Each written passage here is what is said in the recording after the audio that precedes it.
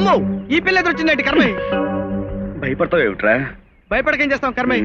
పోలీసులు పిలిపించి వరుసలో నిలబెట్టి మొహమ్మద్ వేలు పెట్టి గుర్తుపెట్టి కొట్టించే కార్యక్రమం పెడుతుందేమో కర్మయ్య. పోలీస్ దెబ్బలతో నిండా మునిగిన వాళ్ళం మనకు చలేమిటి? రా చెప్తాను. కర్మయ్య రా చెప్తా. కర్మయ్య ఏమిటండి ఏమిటి మా ఇంటి ముందు మకాం పెట్టారు? రాత్రి మేము హాస్టల్లో గొడవ చేశామని మళ్ళీ పోలీస్ కంప్లైంట్ ఇచ్చారా? ఏది రానివ్వండి పోలీసుల్ని, మాకు భయం ఏమిటి? ఇప్పటికే పోలీసు లాఠీ దెబ్బలతోటి ఒళ్ళంతా గట్టిపడిపోయింది. నేను చెప్పేది వినండి. కొన్ని విందాం గురు. కర్మయ్య మొదలెట్టండి.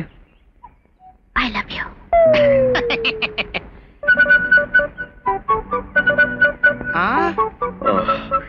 కంగ్రాచులేషన్స్ బ్రహ్మ. ఆ అమ్మాయి నేను మనస్ఫూర్తిగా ప్రేమిస్తున్నందుకు నా హృదయపూర్వక శుభాకాంక్షలు. నా వల్ల కదా కర్మయ్య, నా వల్ల కదా కర్మయ్య. నేను చెప్పేది మీతోనే. అర్థమైంది. అంత అమాయకుని కాదు. నా గురించి ఏం తెలుసుకున్నారని నన్ను ప్రేమిస్తున్నారండి? కళ్యాణ మండపానికి వచ్చినప్పుడు మీ సాహసాన్ని తెలుసుకున్నాను. పోలీసులు మిమ్మల్ని కొట్టేటప్పుడు మీ గుండె నిబ్బరాన్ని తెలుసుకున్నాను.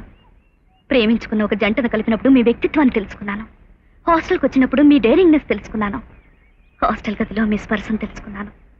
ఆ తర్వాత నా మనసు నిండా మీరే ఉన్నారని తెలుసుకున్నాను. సంతోషం. మీరు నా గురించి తెలుసుకున్నవి చాలా తక్కువ, తెలుసుకోవాల్సినవి చాలా ఎక్కువ.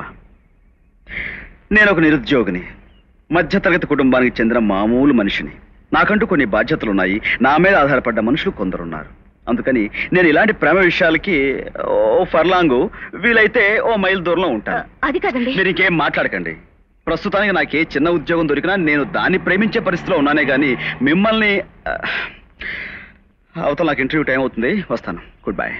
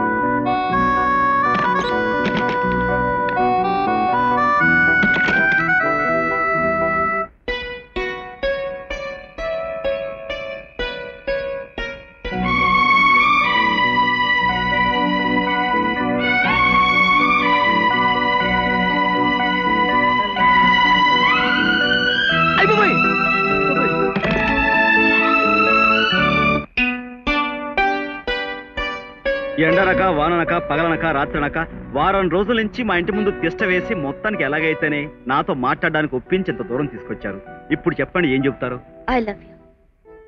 అది పాత మాటే, వేరే ఐ లవ్ యూ. ఇది స్టాక్ డైలాగ్. ఇంకా ఏమైనా చెప్తారా? I love you. ఇది సుత్తి డైలాగ్. ఇది కాకుండా వేరే చెప్పేది ఏమైనా ఉంటే చెప్పండి, లేదా నేను వెళ్ళిపోతాను. చూడండి, చూశాను. నా ప్రేమ నిజమైందని, మీకోసమే బ్రతుకుతున్నానని మీకు అర్థం కావాలంటే చూడండి, నిరూపించుకోవడానికి మీరేం చేసినా ఏం చెప్పినా నేను చెప్పేది మాత్రం ఒక్కటే. నాకు రిచ్నెస్ అంటే పడదు. మీకు రిచ్ అంటే మహా పిచ్చి. ఎందుకంటే మీరు ఐశ్వర్యంలో పుట్టారు, ఆర్భాటంగా పెరిగారు. నేను పేదరికంలో పుట్టాను, అందులోనే పెరిగాను. మీరు ఉత్తర ధ్రువం అయితే నేను దక్షిణ ధ్రువాన్ని. కాబట్టి మనిద్దరం కలవడం అనేది ఈ జన్మకు జరగని పని. ఐశ్వర్యంలో పుట్టడమే నా తప్పైతే వాటిని నేను వదులుకుంటాను. అప్పుడేనా నా ప్రేమ ఒప్పుకుంటారా? ఒప్పుకోవడం మాట నుంచి ఇప్పుడు ఇక్కడి నుంచి తప్పుకుంటాను అంటాను, ఉంటాను. పోనీ మిమ్మల్ని మర్చిపోవాలంటే నేనేం చేయాలో చెప్పండి. గంగలో దూకండి.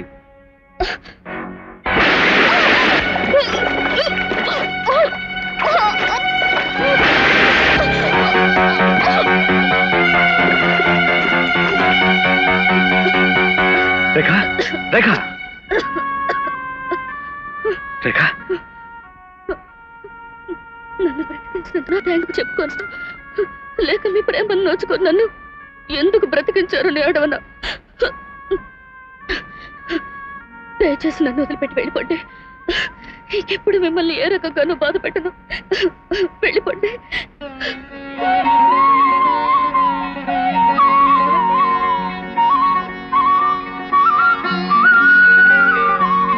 నువ్వు నాకు నచ్చావు.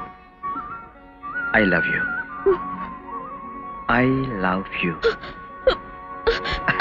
నీ ఆరోగ్యం పాడు చేసుకోవద్దని అమ్మ మరీ మరీ రాయమంది. నీకు ఉద్యోగం దొరకలేదని బెంగ పెట్టుకుని మనసు పాడు చేసుకోవద్దు. నీకు త్వరలోనే మంచి ఉద్యోగం దొరుకుతుంది. నేను చేసే పూజలు తప్పకుండా ఫలిస్తాయి. అమ్మ నిన్ను చూడాలనుకుంటోంది. వీలైతే ఒకసారి వచ్చి వెళ్ళు. ఇట్లు నీ చెల్లెలు లక్ష్మి. అమ్మా, చాలా ఇంకేమైనా రాయాల్సిందిందా? ఏం రాసినా ప్రయోజనమే ఉందమ్మా. వాడు పట్టుదల గల మనిషి. ఉద్యోగం దొరకందే ఇంటికి రాడు. అయితే ఈ లెటర్ పోస్ట్ చేసి నేను అలాగే ఆఫీస్కి వెళ్తానమ్మా. ఇప్పటికే ఆలస్యమైపోయింది. వస్తాను. నిజంగానా? ఎప్పటికప్పుడు నాకు ఇన్ఫార్మ్ చేయాలి, తెలిసిందా?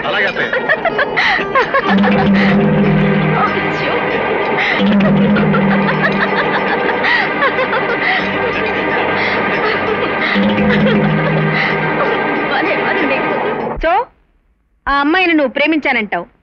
నేను ఒప్పుకుంటే పెళ్లి కూడా చేసుకుంటానంటావు. అవునమ్మా. నేను ఒప్పుకోకపోతే ఆ అమ్మాయిని మర్చిపోతావా? అమ్మా, మర్చిపోలేను అంటావు. సో బెంజ్ కార్లలో తిరిగే ఈ చాముండేశ్వరి దేవి అన్నీ మర్చిపోయి ఒక పూరి గుడిసెకు వెళ్ళి మీ అమ్మాయిని మేము చేసుకుంటామని అడగాలంటావు. అవునమ్మా. ఓకే గిరి, అత్తయ్య, ఆ ఇంటికి వెళ్ళడానికి కావాల్సిన ఏర్పాట్లన్నీ ఇచ్చాయి.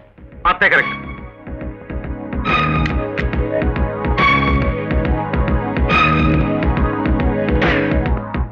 కోటికి పడగెత్తిన మీ అంతటి గొప్పవాళ్ళు మా ఇంటికి రావడం నిజంగా మా అదృష్టం అమ్మా. అవును, ఆస్తి అంతస్తు ఐశ్వర్య హోదా ఉన్న మాలాంటి వాళ్ళు మీ ఇంటికి రావడం మీకు అదృష్టం కావచ్చు. కానీ మీలాంటి వాళ్ళు మా ఇంటికి గాని మా జీవితాల్లోకి గాని రావాలనుకోవడం మాకు అదృష్టం కాదు, అవమానం. ఏమిటమ్మా మీరనేది? అర్థం కాలేదా? నా ఫ్యాక్టరీలో ఆఫ్టర్ ఆల్ 500 రూపాయల జీతం తెచ్చుకునే 500 మంది కూలీలలో ఒక్కరితైన నీ కూతురు వాటన్నిటికీ యజమానైన నా కొడుకుని ప్రేమించటం, పెళ్లి చేసుకోవాలనుకోవడం మీ అంతస్తుకు తగ్గ ఆలోచనేనా? దానికి బుద్ధి లేకపోతే పెద్దదానివి, మందలించాలన్న జ్ఞానం నీకు లేదా? నువ్వు ఈ ఇంటికి కట్టే అద్దె నేను మా కుక్కకు పెట్టే బిస్కెట్ల ఖరీదు చెయ్యదు. నీ కూతురు నెలంతా కష్టపడి సంపాదించే జీతం నా కూతురు ఒక్కరోజు బ్యూటీ పార్లర్కి ఇచ్చే బిల్లంత ఉండదు. ఏం చూసుకుని నీ కూతురు నా కొడుకుని ప్రేమించింది? కుక్కలకి ఖరీదైన తిండి పెట్టే మీకు పేదవాళ్ళంటే ఎటువంటి అభిప్రాయం ఉందో మిమ్మల్ని చూస్తేనే అర్థమైందిలేండి.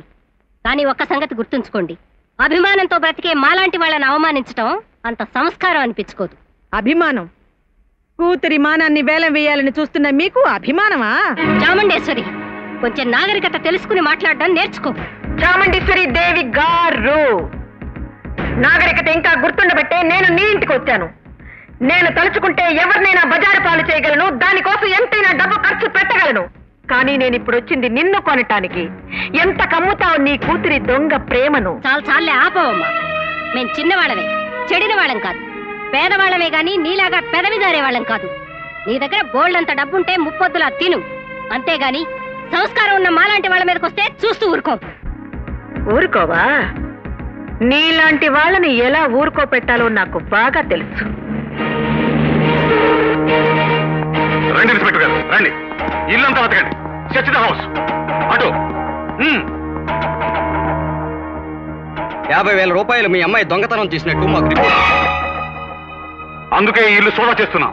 బాబు, మేం పేదవాళ్ళం అయ్యుండొచ్చు గాని దొంగతనాలు చేసి బ్రతికే నీచమైన స్థితికి దిగజారలేదు. నా కూతురు అలాంటి పని చేసి ఉండదు. అవును సార్, నాకు అసలు డబ్బు గురించి తెలియదు సార్. ఇదేదో ఆ చాముండేశ్వరి దేవి గారు చేసిన పనే ఉంటుంది. చాముండేశ్వరి దేవి గారికి పని లేదా? మీ మీద దొంగతనం మోపడం తప్ప. సార్, ఆ గదిలో 50,000 రూపాయలు దొరికాయి సార్. అమ్మా, ఇదేదో మోసం. నాకేం తెలీదమ్మా, నాకేం తెలీదు. నేను దొంగతనం చేయలేదు, నేను రాను. అమ్మా, నేనే పాపం ఎరగనమ్మా, డబ్బు నేను తీయలేదమ్మా.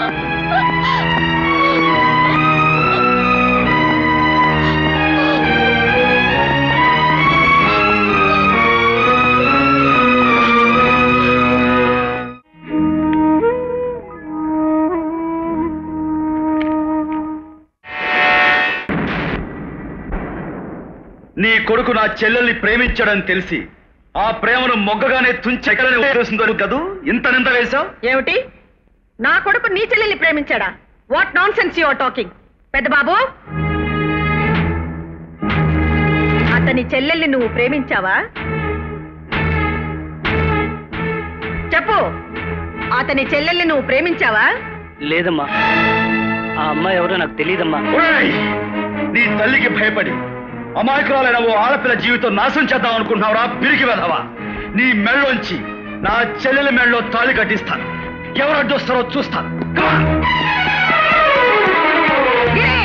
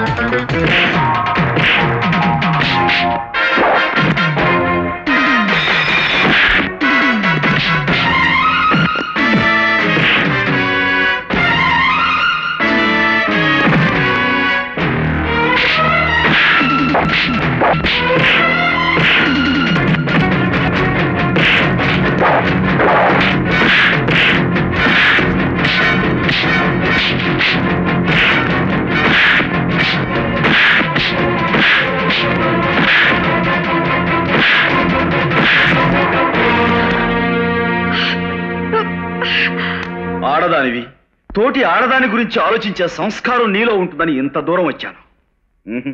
అది నీలో వేసమెత్తు కూడా కనిపించలేదు.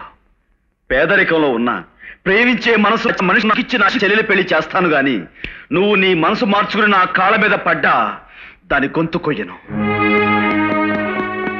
గిరి, ఈ తిండి దండగ వెధవల్ని పల్లోంచి తీసాయి. అత్తే కరెక్ట్. డిస్మిస్.